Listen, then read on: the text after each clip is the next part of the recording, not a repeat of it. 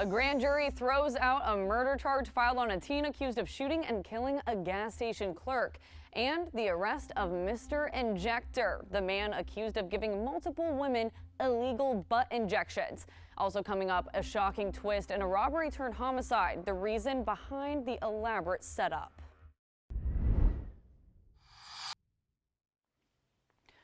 All that and much more coming up right here on Fox 26 Crime Files. I'm Abigail Dye.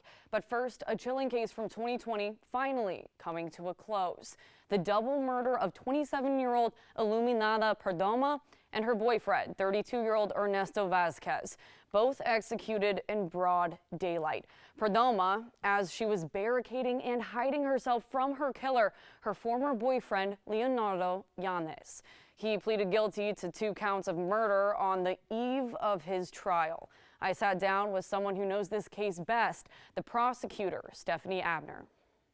This case is particularly gruesome, I would say, for a couple different reasons. Could you kind of walk me through the nuts and bolts of what happened? Sure. So the case involves the defendant, who is an ex-husband.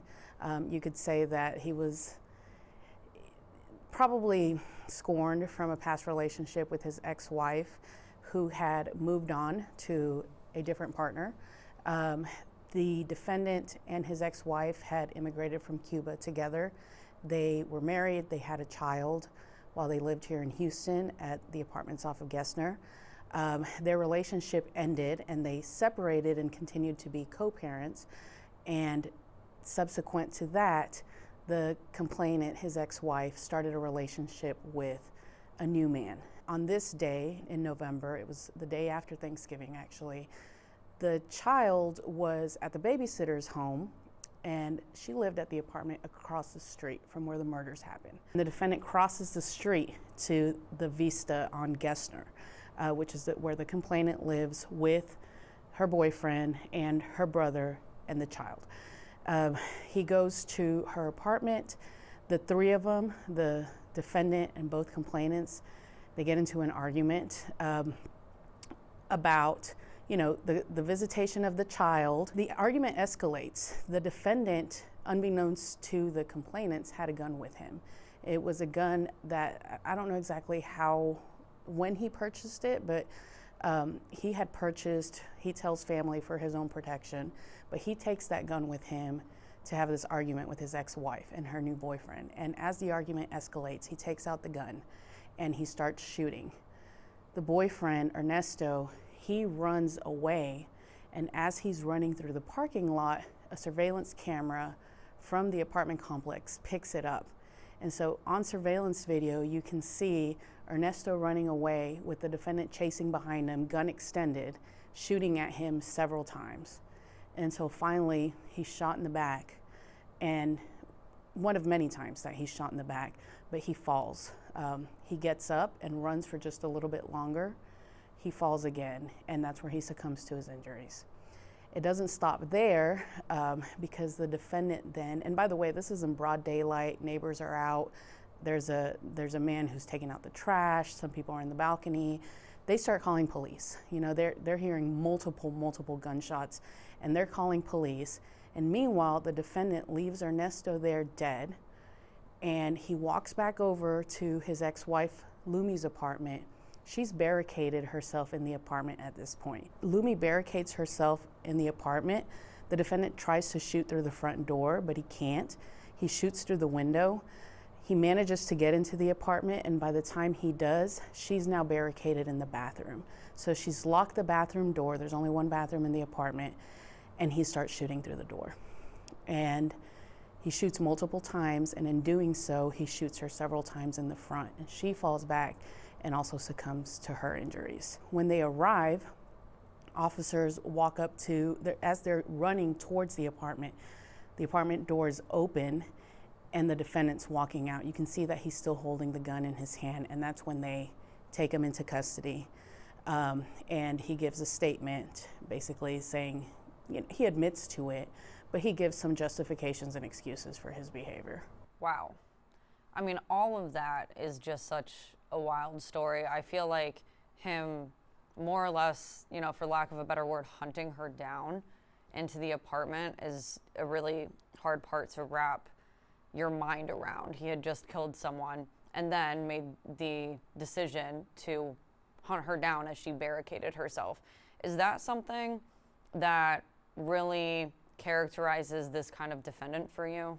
Absolutely. I mean, and we see these types of escalations, unfortunately, in domestic violence relationships when somebody gets to the point of, I'm done. If I can't have you, nobody else is going to have you. I don't care about anything else. I'm not thinking about anything else. He certainly wasn't thinking about his son, which I think tells us more than anything else. You know, he's got this young son over at the apartment across the street as he's chasing down and gunning down his mother.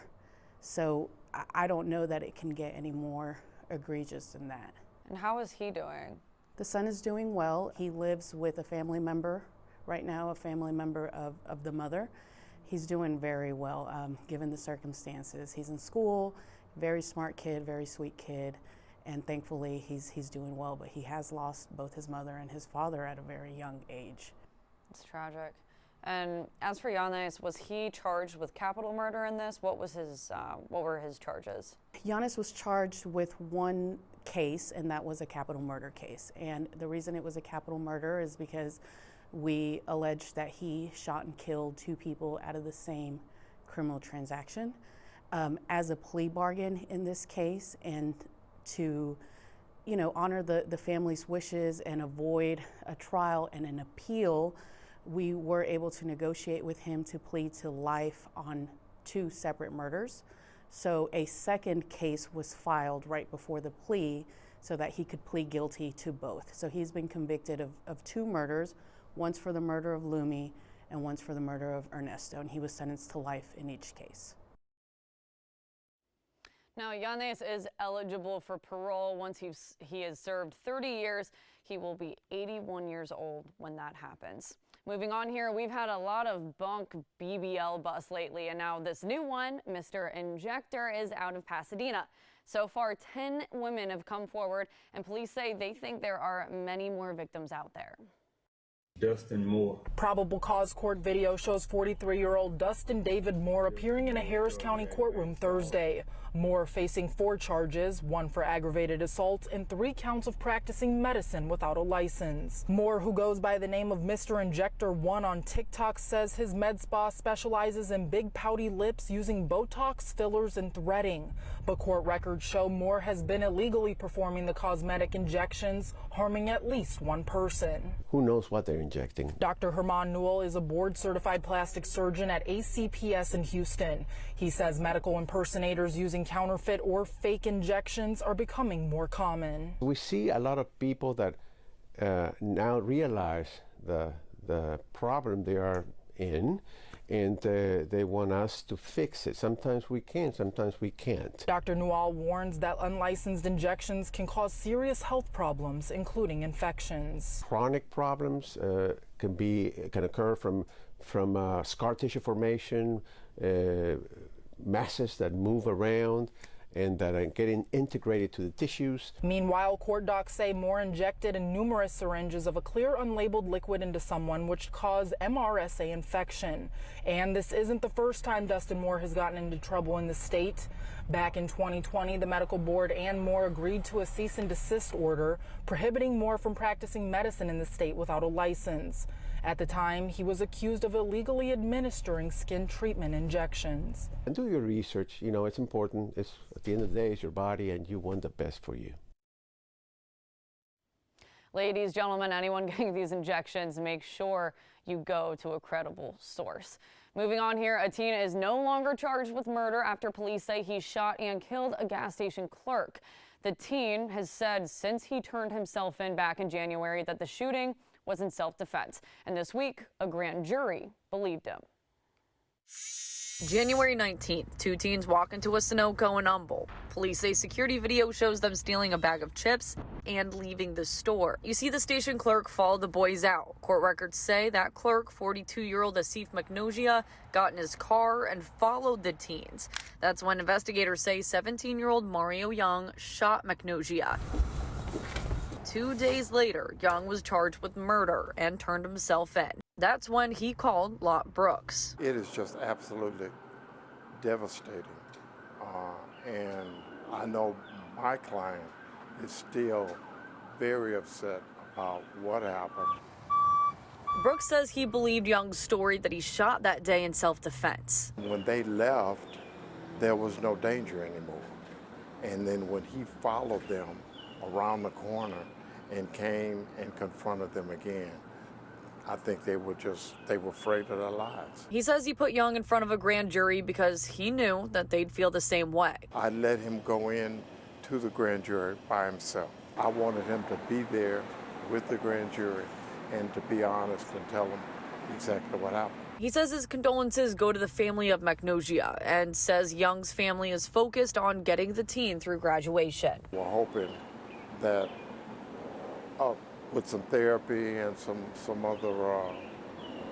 counseling, that he's going to be better, because he's really upset about it at this point.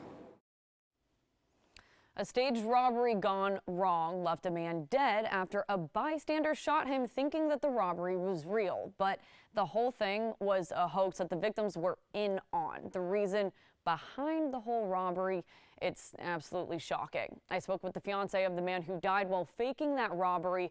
It's a story you can only see right here on Fox.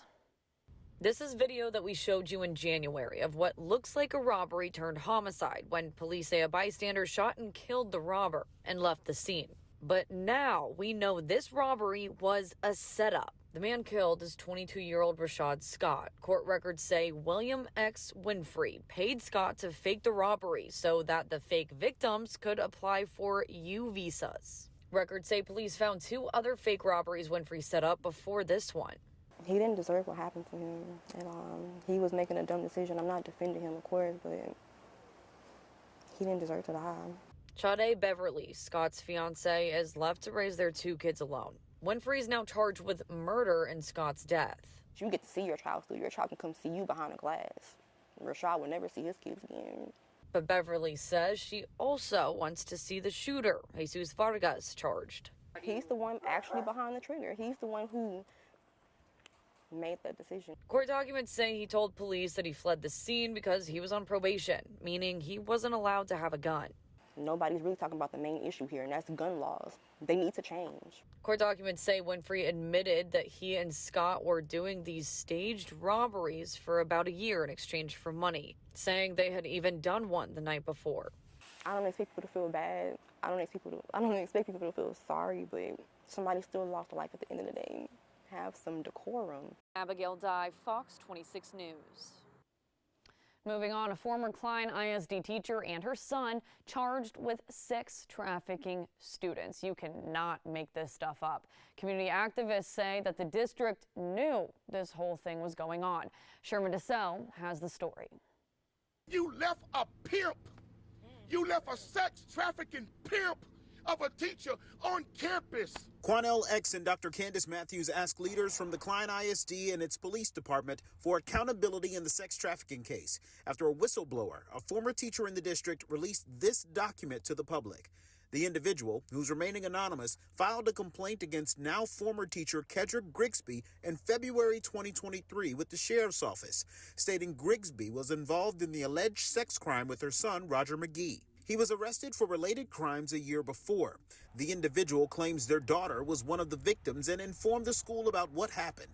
They told her to either resign or be terminated.